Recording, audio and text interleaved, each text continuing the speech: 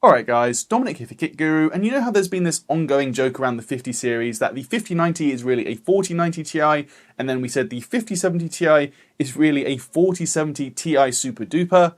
Well, today I'm here to tell you that the 5070 is really a 4070 Super. No joke, unfortunately, performance is within 1% of these two GPUs when tested at 1440p. Let's dive a little deeper in this video then and find out exactly what is going on with this new Blackwell GPU and what that means for Nvidia's claims of RTX 4090 performance.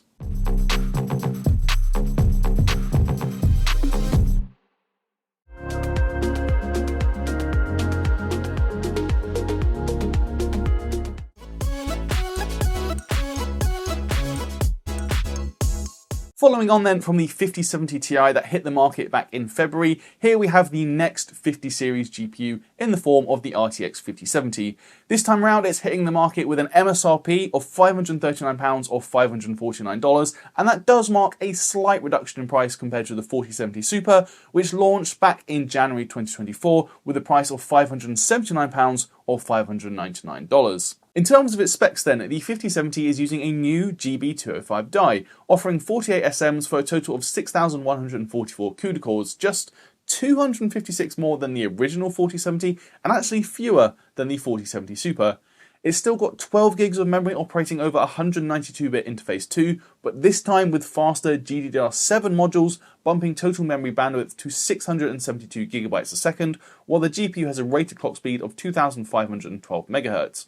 Power is also rated at 250 watts, which is a 50 watt reduction versus the 5070 Ti. There is also a Founders Edition for the 5070 this time around, unlike the 5070 Ti, which was partner card only, and I tested it using our now familiar GPU test system for 2025, and this is powered by MSI. This system is packing in an AMD Ryzen 7 9800X 3D processor, we've got that paired with the MSI MPG X870E carbon Wi-Fi motherboard, and we've got 64GB of Kingston FuryBeast DDR5 6000 CL30 memory.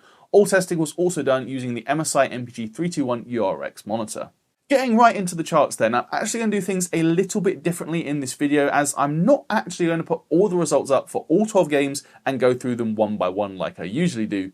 In this instance, I'd argue that would be a suboptimal use of time, shall we say, considering the results follow a very clear trend, with the 5070 basically just offering 4070 Super performance across the board. That being said, every single chart for all 12 games tested at 1080p, 1440p and 4K can be found in the written article on kitguru.net, so I'll leave that linked in the description and in the pinned comment for those interested. Otherwise, we're going to take things just a little bit faster in this video. Now, there are a couple of examples where we did see some gains over the 4070 Super, such as the 12% improvement in Cyberpunk at 1440p. That also increased to 22% at 4K, far and away the biggest margin we saw today, but I'd also argue 1440p really is the 5070's strongest resolution. To counteract Cyberpunk as well, it actually came in 5% slower than the 4070 Super in Starfield, while the usually reliable Playtale Requiem only brought a 4% gain over the last-gen Ada GPU.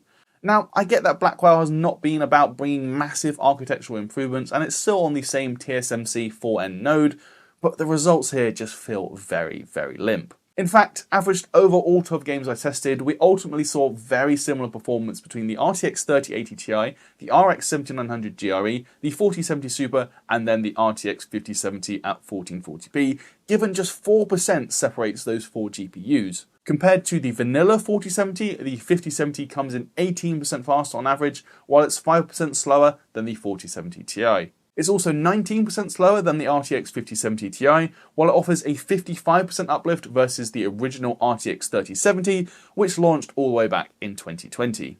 Now, I also tested at 4K, where the 5070 is playable, but you'd probably want to enable upscaling or tweak image quality settings for a smoother experience, given we saw 45 FPS on average over the 12 titles tested. That means performance still scales very similarly against the 4070 Super, showing just a 3% gain this time around, and that works out as a 21% uplift versus the vanilla 4070. It's now also 21% slower than the 5070 Ti, while it comes in 60% faster than the RTX 3070 at this resolution. Now, I also want to take a closer look at the uplift over the 4070 Super, which was of course the last 40 series GPU released in this price bracket. At 1440p, the 5070 is anywhere from 5% slower to 12% faster over the 12 games we tested. The 5070 though does scale slightly better at 4K, though 8 of the 12 games testers still show less than a 5% difference between these two GPUs, and that's in either direction. The Cyberpunk result is really what we were hoping to see across the board, but unfortunately it is a clear outlier. As for what that means in terms of value then, offering basically RTX 4070 Super performance for a 7% price cut at £539 down from £579, that results in just an 8% improvement to cost per frame, at least when calculated using the MSRPs. It's hardly a major change though, and the 7900 GRE still tops the chart at 1440p, but I guess at least it's not a backward step. I also want to show the data based on current pricing here in the UK, though we've had to leave out several GPUs given the 40 series is now very hard to find, while AMD RDNA 3 GPUs are also becoming more scarce. This data also assumes that the RTX 5070 will actually be available at MSRP, but we'll have to see about that.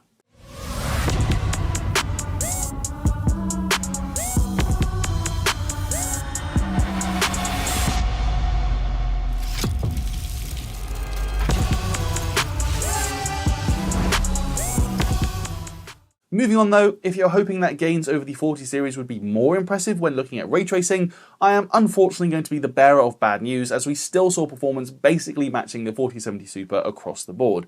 Even Cyberpunk didn't show any improvement despite seeing a higher uplift when looking at raster, but that wasn't the case when using the RT Ultra preset. Other wins came in Returnal with a 5% boost over the 4070 Super, and we saw the same margin in Black Myth Wukong, but there were also a few single-digit losses in the likes of Alan Wake 2 and Ratchet & Clank. Star Wars Outlaws also continues to be a thorn in the side of the 50 series, as Blackwell GPUs just don't appear to scale well in this title, and the 5070 was no less than 10% slower than the 4070 Super, and just 9% faster than the vanilla 4070. How's that for a generational improvement? Confirming those results then, over the 8 RT games I tested, performance really is a wash between the 5070 and the 4070 Super at 1440p. That also means the new Blackwell GPU is just as fast as AMD's RX 7900 XTX for ray tracing, while it offers a 72% uplift over the RTX 3070. Obviously there is also DLSS 4 to talk about, and of course multi-frame generation is supported on the RTX 5070, so I also put that to the test. Just like the RTX 5070 Ti, I've included both 1440p and 4K multi-frame gen data for the RTX 5070. Technically, the 5070 will produce decent sounding frame rates when using MFG 4X at 4K, but as the base frame rate is so low, latency really skyrockets, hitting 135 milliseconds in Alan Wake 2. When tested at 1440p though, using the Super Resolution Balance mode, there is a much more manageable 89 milliseconds latency, though do remember that MFG will always increase latency when compared to only using Super Resolution. Likewise in Cyberpunk, MFG 4X on the 5070 at 4K resulted in latency of just under 80 milliseconds due to our base frame rate being just 32 FPS. At 1440p, the base frame rate is instead 50 FPS, and that results in latency capping out at 55.7 milliseconds when using MFG 4X at that resolution. Of course, some games are much easier to run anyway, so using MFG at 4K isn't a problem in Hogwarts Legacy. The base frame rate is already 100 FPS, and this increased to 234 FPS with MFG 4X. Latency still went up from 25.6 milliseconds to 38.9 milliseconds, but that's much more manageable than what we saw in Alan Wake or Cyberpunk. I also want to do some additional testing, however, exploring Nvidia's claim that the RTX 5070 offers RTX 4090 performance. RTX 5070, 4090 performance at 549. That certainly hasn't been the case when looking at our native rendering in both rasterization and ray tracing, but is it true when we talk about multi-frame generation on the 5070? Well, the short answer is no. In Alan Wake 2, for instance, the RTX 4090 delivers 145 FPS on average at 1440p with latency at 41.3 milliseconds. The RTX 5070 may get close enough in terms of frame rate when using MFG 4X, hitting 131 FPS, but look at latency, it's over twice that of the RTX 4090, and latency is still a key part when we talk about performance, so no, performance does not match the 4090, and that's not even mentioning the image quality comparison, as the 5070 will be displaying twice as many AI-generated frames. In Cyberpunk 2077, the 5070 does at least produce slightly higher frame rates in its MFG 4X mode compared to standard frame gen on the 4090. However, latency is still well higher by 41% at 1440p, and that results in a noticeably different feel, and you cannot say that performance of the two GPUs is equivalent. In fact, at 4K, the 5070's latency when using MFG4X is almost double that of the RTX 4090, so clearly this claim is not holding water. It's more of the same in Hogwarts Legacy. Yes, the 5070 can get a frame rate that's in the ballpark of the RTX 4090, but it will always have higher latency than the RTX 4090 as its base frame rate is that much lower. At 4K, for instance, the frame rates between the two are very similar, comparing MFG4X to original FrameGen on the 4090 at least, but latency is 59% higher on average compared to the RTX 5070. During this testing, we also ran into clear issues with the 12GB frame buffer on the RTX 5070. I first fired up Indiana Jones, and running 1440p with super resolution balanced, MFG4X, and using the Supreme preset, but note that is not with path tracing enabled. All looked fine initially, frame rates were well over 200 FPS and in a similar ballpark to the RTX 4090, though still not quite as high. However, when I tried 4K, even using the DLSS performance mode, which uses a 1080p internal resolution, this is what the game looked like. Now, I did get it working after a restart, but yeah, probably the less said the better when it comes to this sort of performance. And actually, just to illustrate that this is a VRAM issue and nothing else, I also fired up an RTX 4060 Ti 16GB using the exact same settings, and suddenly we're now getting nearly 80 FPS. Yeah, funny that. It was a similar story in Spider-Man 2. Playing at 4K DLSS performance mode and with just regular FrameGen as MFG isn't yet supported officially, we saw the RTX 5070 delivering very choppy and unsatisfactory performance, nowhere close to actual 4090 performance, which was hitting well over 100-150 FPS depending on the exact on-screen elements. As a final example, Ratchet & Clank. The sad thing here is that the game actually works reasonably well at 4K when using just super resolution performance mode. Frame rates aren't super high granted, but it's not juddering to a halt. You may well think then, well, what if I enable frame generation? That's what Nvidia promises will increase my performance, right? Well, that's actually the undoing of the 5070 as it pushes the video memory over the edge and the game grinds to a halt, which is really unfortunate given you can't actually use some features that are key to Nvidia's marketing of these GPUs due to the lack of VRAM. If you're looking for a new chair, then definitely go and check out boolies.co.uk. They offer a whole host of gaming and office chairs that come in a variety of different finishes and different colours. Moving on though, it's time to take a closer look at the 5070 Founders Edition itself. Now, visually it is clearly cut from the same cloth as both the 5080 and the 5090 Founders Editions, but apart from being smaller, there are actually a few changes under the hood.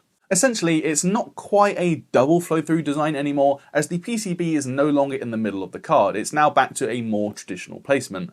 That means the fan closest to the I/O bracket doesn't blow directly straight through the heatsink as per the other FE cards, as its airflow is now obstructed by the PCB.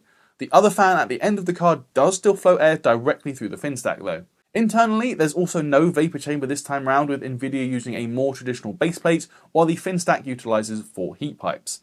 As you'd expect though, considering the lower power demands, the 5070 is a good bit more compact than the other 50 series Founders models. It's still a dual slot thickness, but it's now just 242mm long and 112mm tall.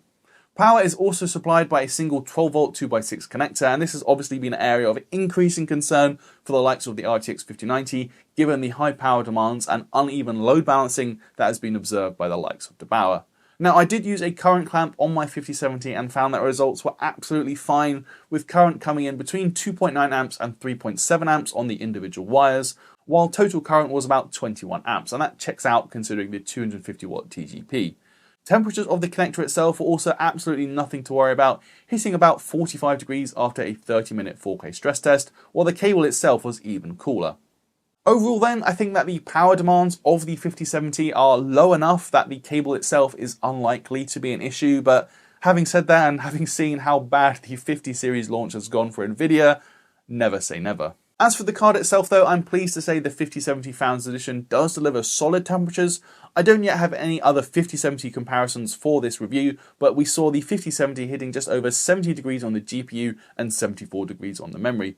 For reference, I've added in the results of the other 50 series cards. They're obviously not a direct comparison, as the power demands varies hugely compared to the 5070, but it does give you an idea.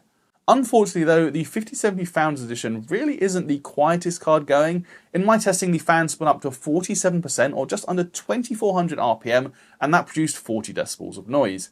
That makes it louder than even the RTX 5090 FE, so clearly the decision to shrink the card and replace the vapor chamber results in a much weaker overall cooler, even when dealing with just 250 watts, so noise levels have to be increased to compensate. Speaking of power draw though, despite shipping with a rated 250 watt TGP, at 1440p I actually saw real world power draw averaging 208 watts over the 12 games I tested, and that's a slight decrease compared to the 4070 Super, but only a reduction of 7 or so watts. Even at 4K as well, we can see power draw is only just matching the RTX 4070 Super, so it's barely exceeding 220 watts, which is well below the rated 250 watt TGP. Now, a couple of games do get closer to that figure, including Cyberpunk 2077 and A Plague Tale Requiem, but there's also a few that don't even hit 200 watts. As for what that means in terms of overall efficiency then, at 1440p, performance per watt is actually tied with the RTX 4080 Super, but that means we've gone backwards by 10% compared to the 5080, which really isn't the way things should be. Usually you'd expect the lower power GPU to be more efficient, but that is not the case with the 5070. Compared to the 4070 Super as well, we're now looking at an efficiency improvement of just 6%, so really nothing spectacular at all, and that continues the mediocre performance of the 50 series in this regard. Lastly, I did also want to try manual overclocking, considering we saw pretty decent results from the 5080 and 5070 Ti in this regard. Using MSI Afterburner then, I was able to maximize the memory slider at 2000 MHz, while Nvidia also allows a 10% power increase, so I added 380 MHz to the GPU core. This overclock netted us some pretty decent gains in line with the 5070 Ti and the 5080, given frame rates increased by 11% in Cyberpunk and then by 10% in the other two games tested. It may not be a total game changer, but compared to previous generations, it is certainly more than we have come to expect. Power draw did rise accordingly though, up to 272 watts in Plague Tale Requiem, and that is a 10% increase over stock, so you're not getting any efficiency gains, but I'd say it's still well worth it for the extra performance. So that is really it for all of our data and testing of the RTX 5070, but what do we make of this new GPU? Now, before we get into it, I do want to make one thing clear from the off. Despite the fact that we saw no real generational gains over the 4070 Super, from an objective perspective, it is still a decent amount of gaming performance, in the sense that you can play pretty much anything at 1440p ultra settings, and it even works well enough at 4K, provided you are happy to enable DLSS or tweak image quality settings slightly. However, there's simply no getting around the fact that the lack of any generational improvement over the 4070 Super is pretty concerning for this new GPU and will make it a fairly tough sell. Now, granted, the 5070 is cheaper in terms of its MSRP, with a 7% price reduction here in the UK, so you could argue that it is at least a small step forward, but to me it feels like the absolute bare minimum. It's also a very fair point to question whether or not the 5070 is actually going to land at the MSRP, especially in the short term once all of the day one stock clears out in probably a minute or two. After all, even weeks after launch, at the time of filming, the cheapest 5070 Ti at scan is still £100 above MSRP, the cheapest 5080 is £121 above MSRP, and you can't even pre-order the RTX 5090. That being said, following on from AMD's announcements of its RDNA 4 GPUs, with the 9070 and 9070 XT landing at $549 and $599 respectively, the cynic in me thinks it probably won't be too long before we start seeing a sudden and seemingly miraculous influx of Nvidia cards landing at MSRP, so let's stay tuned and see how that pans out. Even then though, having reflected on this GPU over the past few days, I am really struggling to see a clear reason as to why this GPU might be a compelling purchase. After all, if you didn't buy an RTX 4070 Super, even when that GPU dropped below MSRP at multiple points throughout 2024, is the RTX 5070 really going to commit you to part with your cash when it offers the same generational performance and the same amount of VRAM? Yes, there is the addition of MFG, some marginal efficiency improvements, and a slightly lower price, so it's not like it's worse, but we just can't help shake the feeling that the 5070 is a thoroughly unambitious GPU, content with doing the bare minimum and hoping that's enough to scrape by. We can't end this video though without discussing the elephant in the room, and that is of course AMD and its new RDNA 4 GPUs, which are launching on March the 6th. I can't discuss performance yet until tomorrow with our launch day review, But if AMD's claims do hold true, they could be about to bring some serious competition to this market segment, and it'll be fascinating to see how the 5070 compares against its new Radeon rivals. Anyway guys, that is going to do it for this video. If you liked it, please do toss me a thumbs up, and as always, leave me a comment down below. Please do subscribe if you haven't already, and be sure to ding that notification bell so you don't miss when we upload a new video. If you want to carry on the conversation, you can find a link to our Discord server down in the description below, and while you're there, you can help us out by picking up some of our merch, such as a t-shirt you can see on screen now. Lastly, if you're feeling particularly generous, you can even consider backing us on Patreon, but that's all from me guys. I'm Dominic for Kit Guru, and I'll see you in the next video.